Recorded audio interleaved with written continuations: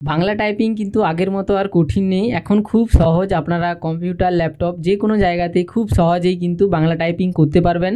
এবং professional Bangla টাইপিংয়ের layout কিন্তু আলাদা থাকে, ওগুলো শিখতে হলে আমার পরবর্তী ভিডিওর জন্য আপনাদেরকে অপেক্ষা করতে হবে। প্রফেশনাল যে টাইপিং হয়ে থাকে, যেমন আমি ফ্লেক্স, ব্যানার, বিয়ের কার্ড এই সমস্ত ছাপিয়ে থাকি, সেগুলো টাইপিং কিন্তু আলাদা থাকে।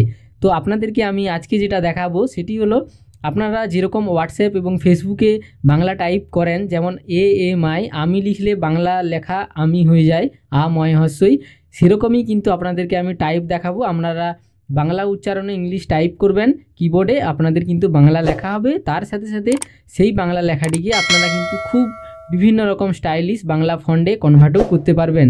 খুব সহজ উপায়ে আপনাদেরকে দেখাবো। তবে একটু ছোট্ট করে বলে রাখি, আমি যেই টাইপিং অ্যাপ্লিকেশন ব্যবহার করে থাকি সেটি হলো আকৃতি, কিন্তু আপনাদেরকে আমি দেখাবো আলাদা কিবোর্ড। তো সেই কিবোর্ডে খুব সহজেই আপনারা বাংলা টাইপিং করতে পারবেন।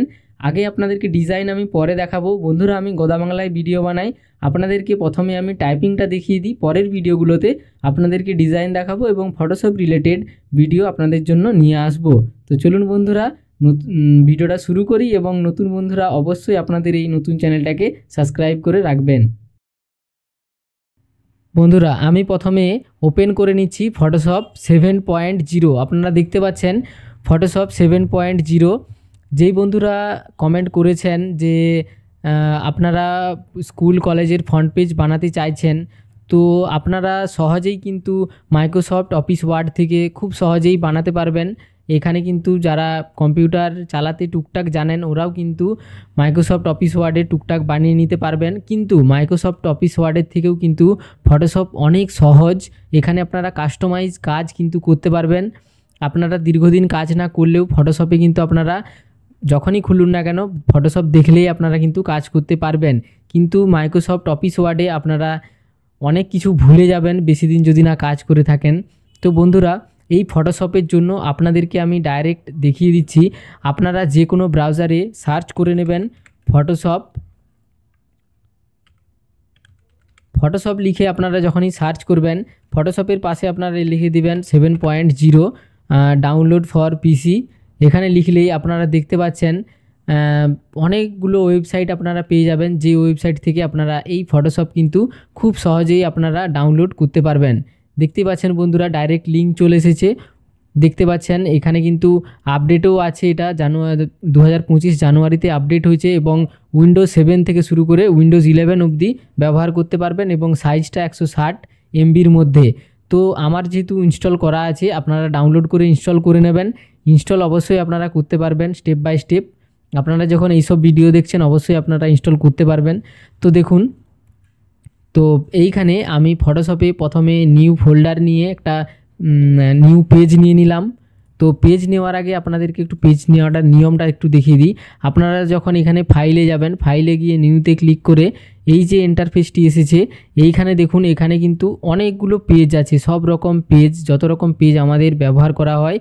এখানে আমি A4 সাইজ পেজ নিচ্ছি এবং এখানে রেজুলেশন 300তেই রেখে দেবেন। এবং এখানে যে মোড আছে, এখানে RGB কালার থাকবে এবং হোয়াইট, এটা অটোমেটিক সিলেক্ট করাই থাকে।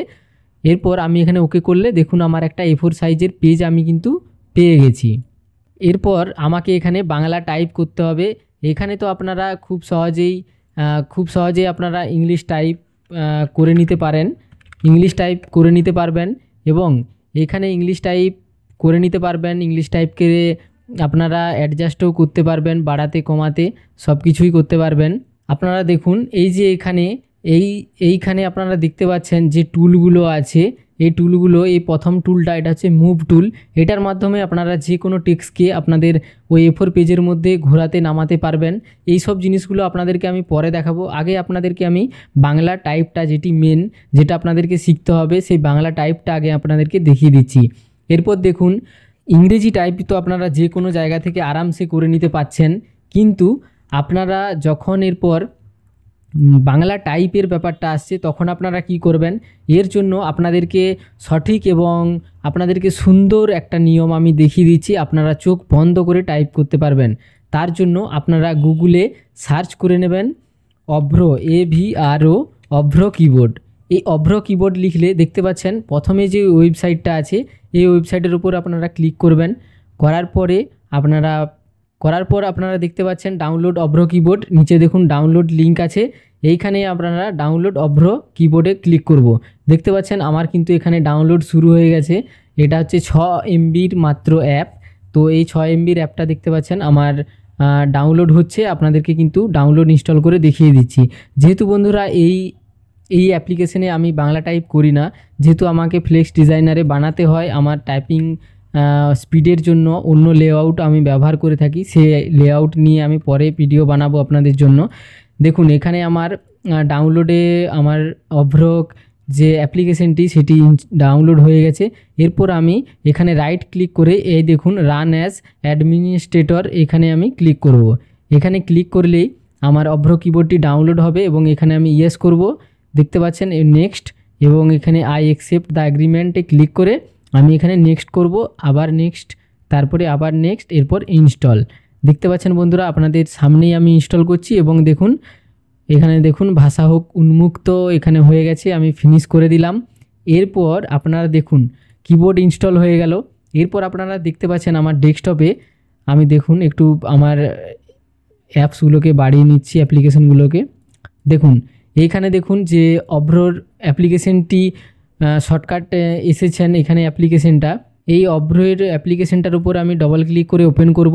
দেখতে পাচ্ছেন ওপেন হচ্ছে। ওপেন হওয়ার পর ওপরে আপনারা লক্ষ্য করবেন এই দেখুন একটা কিন্তু ড্যাশবোর্ড ওপরের দিকে কিন্তু শো হচ্ছে। তো এর কাজ কি? এর কাজ হলো আপনাদেরকে বলে রাখি, এর কাজ হলো আপনারা এখানে দেখুন ইংলিশ আছে, এখানে আপনারা বাংলা সিলেক্ট করতে পারবেন এবং এই কাজটি আপনারা করতে পারবেন F12 প্রেস করে। অভ্র কিবোর্ড অন করে আপনারা যখন F12 প্রেস করবেন দেখুন ইংলিশ হচ্ছে, আমি আরও F12 প্রেস করছি, দেখতে পাচ্ছেন বাংলা হয়ে যাচ্ছে।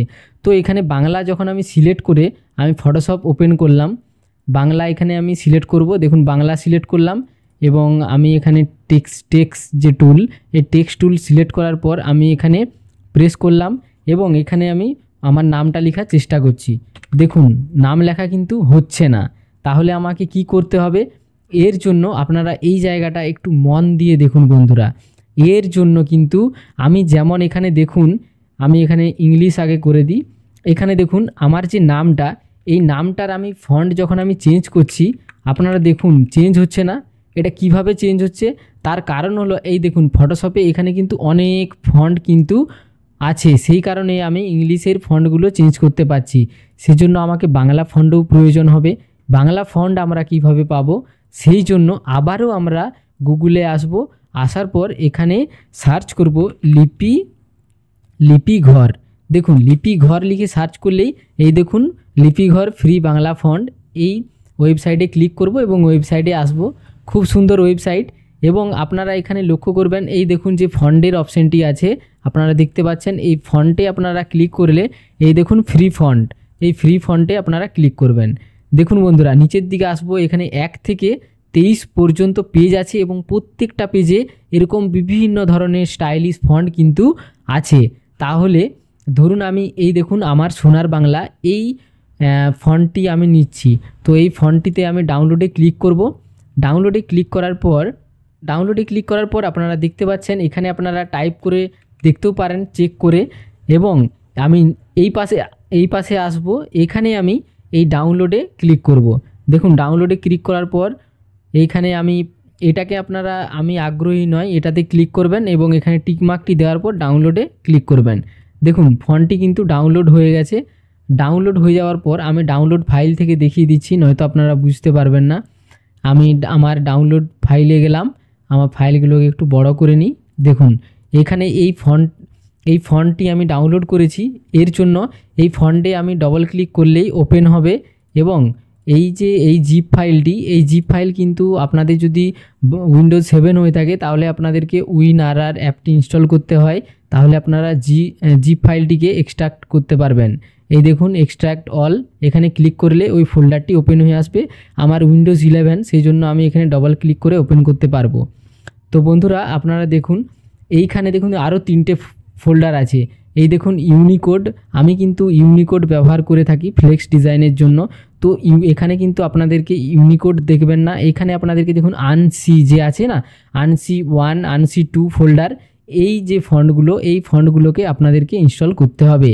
তো এই ফন্টটা আমি একটা ওপেন করে নিচ্ছি, ওপেন করে আমি এখানে ইনস্টল করে নিচ্ছি। দেখুন আমি ইনস্টল করে নিলাম, আমি দুটোকেই ইনস্টল করে নিচ্ছি, একটা বাঁকানো এবং একটা সোজা। তো এখানে আমি ইনস্টল করে নিলাম দুটো ফন্টকেই। এরপর আমি ফটোশপে যাব, ফটোশপে যাওয়ার পর এইবারে আপনাদেরকে একটা গুরুত্বপূর্ণ ইনফরমেশন আপনারা দেখুন।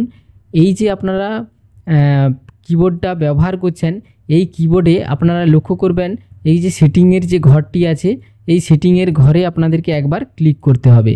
ক্লিক করার পর এখানে দেখুন আউটপুট অ্যাজ ইউনিকোড, আপনাদেরকে নিচে এইটি অপশানটি সিলেক্ট করতে হবে, আউটপুট অ্যাজ আনসি, এইখানে আপনাদেরকে ক্লিক করতে হবে এবং এখানে ইউজ আনসি এনি ওয়ে, এটাকে আপনাদেরকে সিলেক্ট করতে হবে।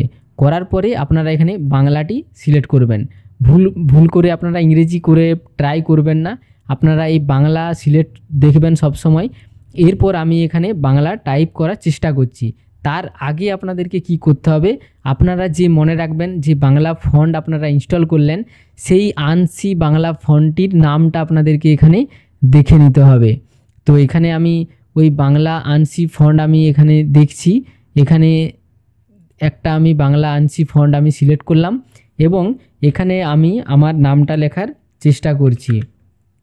তো দেখুন বন্ধুরা, এখানে ইংলিশ কিন্তু আপনাদেরকে খেয়াল রাখতে হবে। এখানে বাংলা করলাম, এখানে আমি লিখছি, আমির ব্যাপারটা যেটা আপনাদেরকে বলেছিলাম AMI, আমি। দেখুন এখানে যখন আমি লিখছি তখন এই সাইডে কিন্তু একটা প্রিভিউ আসছে। দেখুন আমি এখানে আমিটা যখন সিলেক্ট করব, আমি সিলেক্ট হয়ে গেল। এরপর দেখুন তোমাদের, TOMADER, তোমাদেরটা লেখার পরেও এখানে যে প্রিভিউ হচ্ছে, এই দেখুন তোমাদের সিলেক্ট করলাম, দেখতে পাচ্ছেন আমি তোমাদের খুব সুন্দরভাবে কিন্তু সিলেক্ট হয়ে গেল। এরপর এই যে আপনারা বাংলাটা একটু ভালো করে বন্ধুরা প্র্যাকটিস করে নেবেন, ঠিক আছে? প্র্যাকটিস হয়ে গেলে এরপর আপনাদেরকে আমি দেখাবো যে আপনারা এর কালার কম্বিনেশন কিভাবে চেঞ্জ করবেন, প্লাস আপনাদের মানে কিভাবে আপনারা ছোট বড়, তারপরে আপনারা যে বর্ডার, আমি যে বর্ডারগুলো নিয়েছিলাম, যে আপনারা এইভাবে বর্ডার কিভাবে তৈরি করবেন, একটা পেজের মধ্যে বর্ডার কিভাবে নেবেন। শুনুন, ফটোশপে কিন্তু ফটোশপ অনেকটাই সহজ। তো এর জন্য আপনারা কি করবেন, ধরুন আমি আপনাদেরকে একটু ছোট্ট করে দেখিয়ে দিই। দেখুন এখানে আমি সার্চ করব page, BORDER, page border PNG লিখে। তো দেখুন কত রকম বর্ডার কিন্তু আমি পেয়ে যাব। তো এই বর্ডারগুলো কিন্তু আমি খুব সহজেই কিন্তু ফটোশপে ব্যবহার করতে পারবো।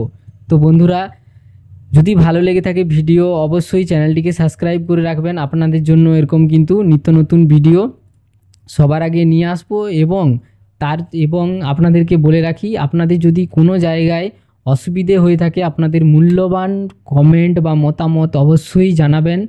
এবং দেখুন বন্ধুরা, আগের ভিডিওতেও আমি আপনাদেরকে দেখিয়েছি, যেই PNG ফরম্যাট হোক বা যে কোনো আপনাদের হোয়াটসঅ্যাপ ইমেজ হোক, যদি ফটোশপে না ঢোকে বা ফটোশপে না সাপোর্ট হয়, তার জন্য দেখুন আমি যেই ডাউনলোড ফাইলটা, এই যে পেজ বর্ডারটা ডাউনলোড করলাম, এটা ফটোশপে যাচ্ছিল না, সেজন্য আমি এর উপরে রাইট ক্লিক করব, ওপেন উইথ পেন্টে আমি এই ফটোটাকে ওপেন করব।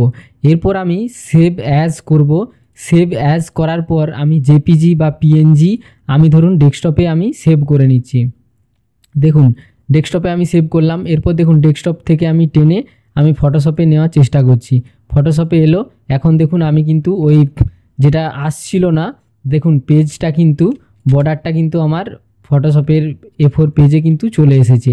এরপর আমি এটা আমার মতো করে ডিজাইন আমি সাজিয়ে এরপর আমি এটাকে কিন্তু প্রিন্ট দিতে পারি। তো বন্ধুরা, যদি ভালো লেগে থাকে আপনাদের বাংলা টাইপিংটা আপনারা আগে নিজেরা চেষ্টা করুন, ঠিক আছে? কোনো জায়গায় অসুবিধা হলে আপনাদের মূল্যবান কমেন্ট অবশ্যই জানাবেন এবং সম্পূর্ণ দেখবেন, নয়তো আপনাদের বুঝতে কোথাও অসুবিধে অবশ্যই হতে পারে। তো ধন্যবাদ বন্ধুরা, বিস্তারিত ভিডিও পরবর্তী টিউটোরিয়ালে নিয়ে আসবো।